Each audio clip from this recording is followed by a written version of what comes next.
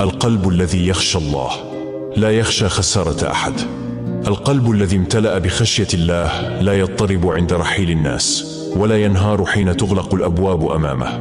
يعلم أن الفقد ليس نهاية بل بداية لخير لم يره بعد، وأن كل تجربة تمر به تحمل درسا ورحمة لا يعلمها إلا الله. هو قلب يضع ثقته في خالقه لا في البشر، ويعرف أن ما كتب له لن يضيع مهما تغيرت الظروف. لا يركض خلف من ابتعد ولا يتعلق بما لا خير فيه، بل يطمئن لأن الله أرحم من كل قلب يعجز عن فهم حكمة أقداره.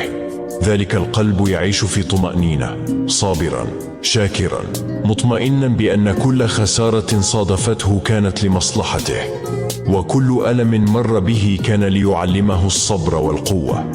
فإذا خشى القلب الله تصبح الخسارة صغيرة والطريق واضحا والروح مطمئنة مهما تقلبت الأيام حوله.